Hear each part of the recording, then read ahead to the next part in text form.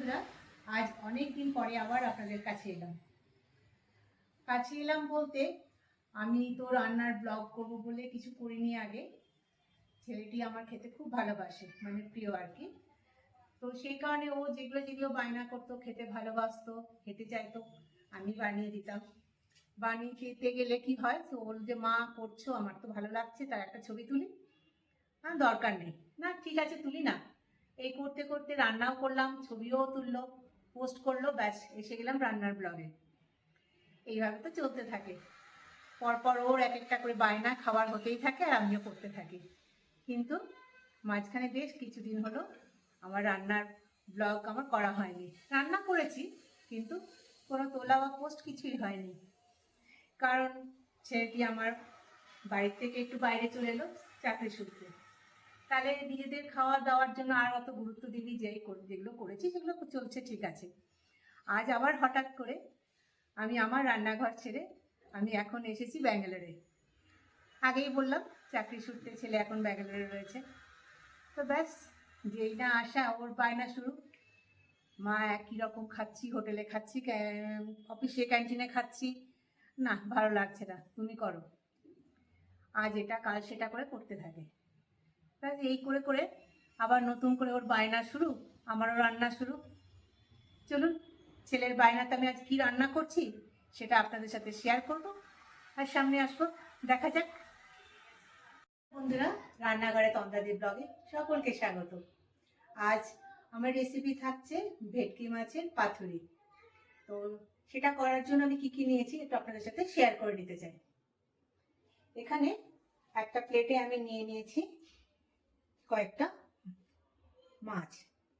এগুলো সব পিস করে আছে আর ধুয়ে পরিষ্কার করে আমি রেখে নিয়েছি।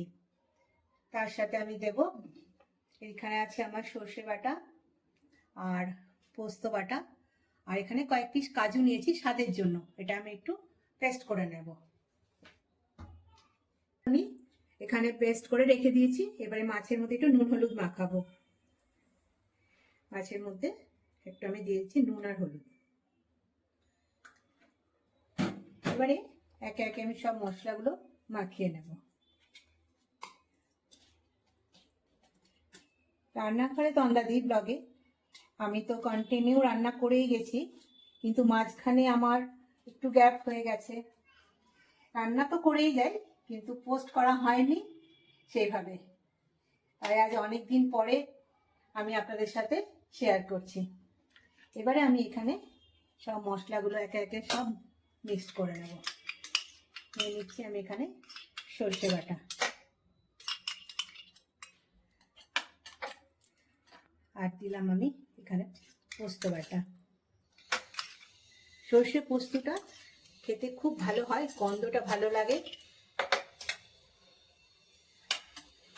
আর একটু স্বাদের জন্য এখানে দিলাম আমি একটু কাজু বাটা।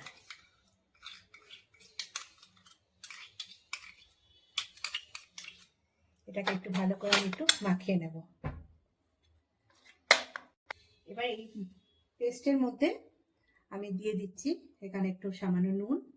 মাছের মধ্যে তো নুন দিয়েছি, তাহলেও এই পেস্টের মধ্যে একটু নুন দিচ্ছি, একটু সামান্য হলুদ আর লঙ্কা গুঁড়ো। কারণ ঝালটা নিজের নিজের কাছে, আমি পোস্তর সাথে একটু লঙ্কা মাখিয়ে নিয়েছিলাম, লঙ্কাটা পেস্ট করেছিলাম বলে এখানে সামান্য একটু দিলাম। আর দিয়ে দিচ্ছি আমি এখানে একটু সর্ষের তেল। সর্ষের তেলটা দিলে ঝাঁঝটা ভালো হবে। এভাবে আমি একটা পেস্ট বানিয়ে নিচ্ছি।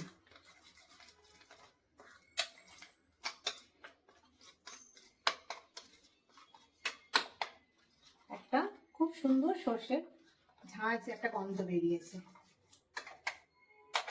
এবারে এই মাছগুলো এটার সাথে একটু মশলার সাথে মাখিয়ে নেব। এইভাবে একটা একটা করে সব মাখিয়ে দিচ্ছি। এটাকে এইভাবে মেখে আমি 5 মিনিটের মতন একটু রেস্টে রেখে দেবো। ততক্ষণ এটাকে ভালো করে একটু মাখিয়ে নিয়েছি যাতে তেল মশলা সব ঢুকে যায় ভেতরে। তাছাড়াও আমি তো ভাপিয়ে নেব। এভাবে আমি মাখিয়ে রাখলাম। এটা আমি 5 মিনিটের জন্য একটু রেস্টে রেখে দেবো। কলা পাতাগুলো আমি এখানে ধুয়ে রেখেছি, এগুলো একটু গরম করে নেব যাতে নরম হয়ে যায়, তাহলে আমার মাছটা রোল করতে সুবিধা হবে।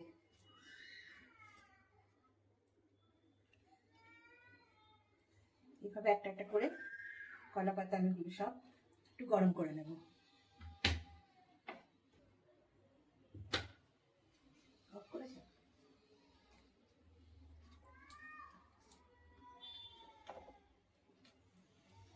একটা একটা করে সমস্ত কলা পাতা গরম করে নিলাম।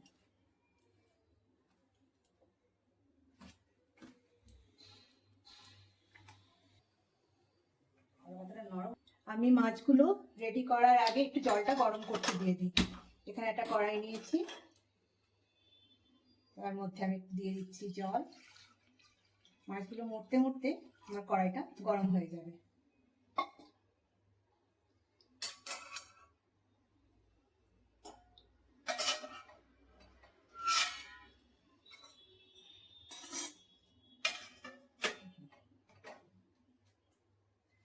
এটা একটু গরম হয়ে যাক, আমি ততক্ষণ মাছগুলো মুড়ে নিচ্ছি।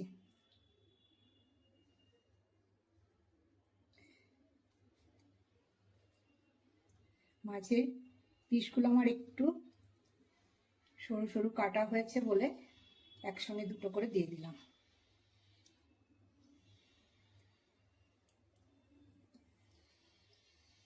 এভাবে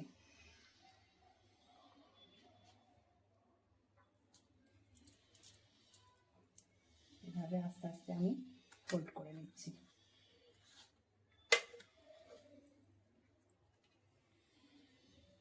কলা পাতা দিয়ে খুব সুন্দরভাবে মোড়া যায়। একটু জলে ধুয়ে যদি গরম করে নেওয়া হয় তাহলে কলা পাতাগুলো খুব সুন্দর নরম হয়ে যায়।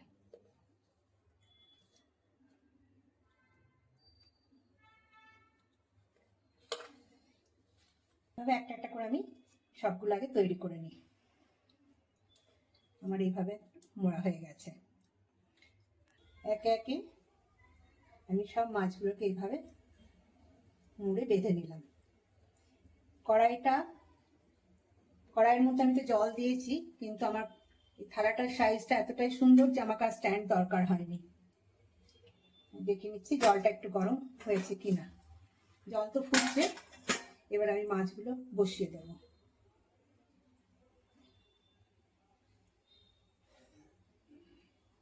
এভাবে একটা একটা করে মাছগুলো সব আমি বসিয়ে দিলাম, দিয়ে ঢাকা দিয়ে দিলাম। মিনিট 10 পর্যন্ত আমি এটা অপেক্ষা করব। অনেক সময় পাতুরি কি হয়, যদি লাউ পাতা দিয়ে করা হয় তাহলে কিন্তু ভেজে নিলেও চলবে, সেটা একটু আলাদা আবার অন্যরকম খেতে হয়। যেহেতু আমি কলা পাতায় করলাম আর কড়াইয়ের মধ্যে আমার খুব ভালোভাবে এটা বসাতে পারলাম বলে আমি এটা একটু ভাপিয়ে নিলাম। তবে ভেটকি মাছের পাতুরি করতে গেলে এইভাবে ভাপিয়ে নিলেই খেতে বেশি ভালো লাগে। 10 মিনিট আমার হয়ে গেছে, আমি একটু একটু খুলে দেখে নেব। কলা পাতার আমার রঙগুলো সব পাল্টে গেছে। ভেটকি মাছ এমনিতেই খুব তাড়াতাড়ি হয়, সব সেদ্ধ হয়ে গেছে। এবার আমি এটাকে গ্যাসটাকে দিয়ে দিলাম, ঢাকা দিয়ে 5 মিনিট একটু রেখে দিই ভাপে, তারপর খুলে ঠান্ডা করলে তবে তো খুলতে পারবো। আমার একটু ঠান্ডা হয়ে গেছে, এবার আমি একটু এগুলো একটু কেটে নিই আগে, তারপর আপনাদেরকে খুলে দেখাচ্ছি।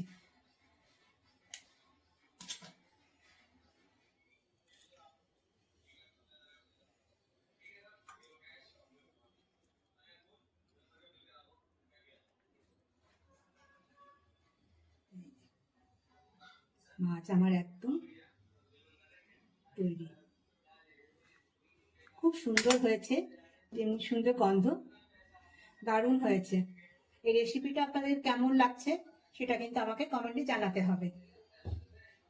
লাঞ্চের মেনুতে থাকছে সবজি, ডাল, মাছের পাতুরি আর ভাত, গরম গরম একেবারে।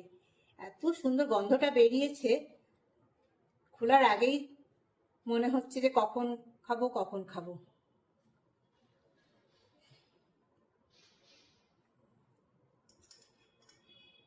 তাহলে এই রেসিপিটা আপনাদের কেমন লাগলো কমেন্টে জানাবেন, লাইক করবেন, শেয়ার করবেন, সাবস্ক্রাইব করবেন যারা এখনো পর্যন্ত করেননি। যদি অন্য কিছু আপনাদের রেসিপি দেখতে ইচ্ছে হয় আমাকে নিশ্চয়ই কমেন্টে জানাবেন। সুস্থ থাকুন, ভালো থাকুন, আর সুন্দর সুন্দর খাবার আপনারাও বানান, আমিও বানাই, আমার সাথে আপনারা থাকুন। ধন্যবাদ।